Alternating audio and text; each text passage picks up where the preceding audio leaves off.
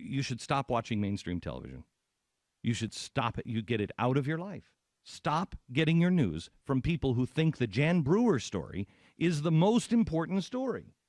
Now, we're doing the Jan Brewer story today because there's something to learn here from it. And it is this. Brian Williams leads with this story and tells this story.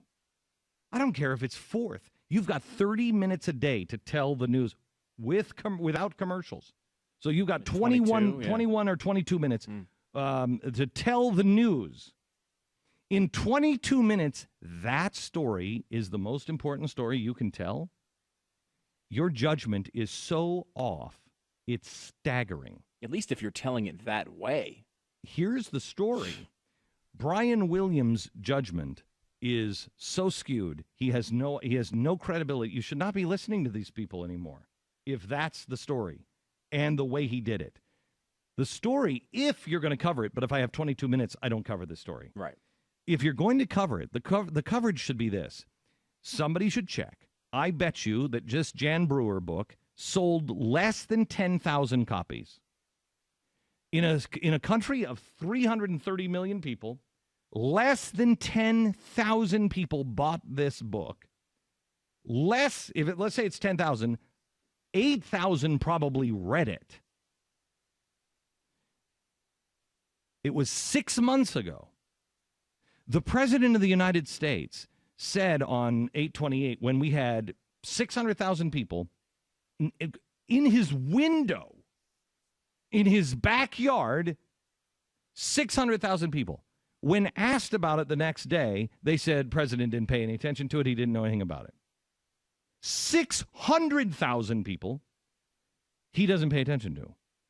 But something that maybe 8,000 people read, with one part about him treating her poorly, he carries around inside of him for 6 months.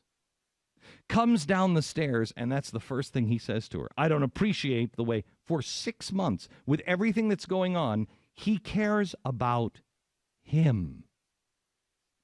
He cares about what someone said that no one read. You want to talk about petty. You want to talk about somebody who you shouldn't be listening to. It ain't Brian Williams. It's the President of the United States. And then what does he do? He takes that pettiness and he takes it out on a woman by intimidating her on the tarmac with Air Force One screaming with the jets behind. That's the story. The story is this man is petty. This man will use power to intimidate.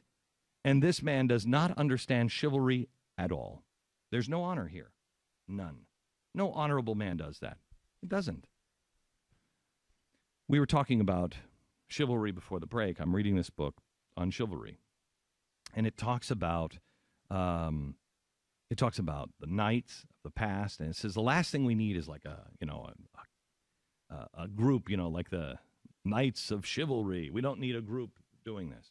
We just need men to find it and want to do it again and understand why it's important. And he talks about the Titanic, and some of the scene was in the Titanic, but it's not accurate. It's much more chivalrous than what happened in the Titanic. These guys, it was Guggenheim, from Guggenheim Museum, John Astor, the guy who, the Astor, the New York Public Library was the Astor Library. These were men who gave everything, did great things, and then gave our communities, the library, the art museum, you name it. These guys were the leaders. They were the titans. And when the ship started going down, they knew they weren't going to get any kind of lifeboat, and they helped all of the women get into the lifeboat. None of them were arguing. None of them were saying, wait a minute, don't you know who I am? Only one man did that, and it was the guy who was from the White Star Line. And he died a broken, humiliated man that so regretted forcing himself on a lifeboat. The others went down. The most powerful men in the world went down happily. And Guggenheim, after they put all of the lifeboats in the water, Guggenheim then looked at the other men, Astor and everybody else, and said, well, I think the occasion calls for us to dress and go out as gentlemen. And they went back into their staterooms, got on their tuxedos, and went to the bar and had brandy and died as gentlemen. Now, in what parallel universe does anything like that happen today? That doesn't happen today. Nobody, forget about the tuxedos and the, where a group of gentlemen don't fight. They instead say nothing, so they're not freaking the women out. And they put the women on, and they all say to the women, we'll be there. Don't worry. We're fine. I love you. We're fine. And get them all on. And then they don't freak out and kill each other. They instead say, let us go out as gentlemen. Who does that? Who does that poor? Who does that rich? And would there be any difference today between the refined and the unrefined? You think, does Donald Trump go out that way? Does Jeffrey Immelt go out that way? Or does he go out saying, I'm the president of GE. I built these damn engines. Does anybody in Washington go out that way? They won't even lose an election or keep their campaign promise not to run again because they're too indispensable. They won't. They're not even going down. They're not even dying in the cold water. They just won't not run for re-election because they're too important. We have a problem, and the problem is within us. And when we change ourselves, we'll change our country. But if we can't, and I know this sounds old-fashioned, and I know this sounds, well, I don't care. I don't care.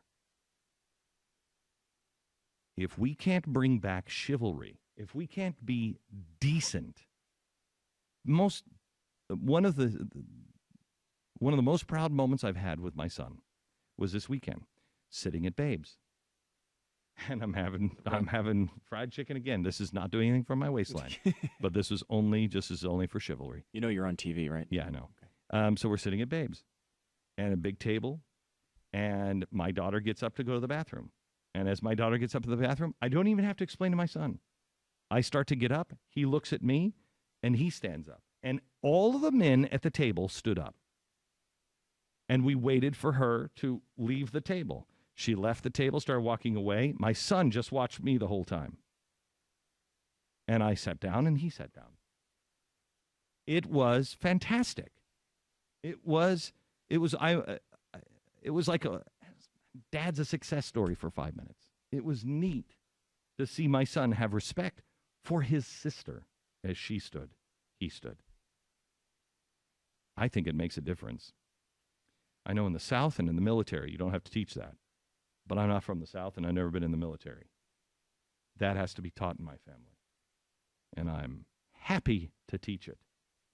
And I suggest you do the same. You won't believe how great it feels when your son does that.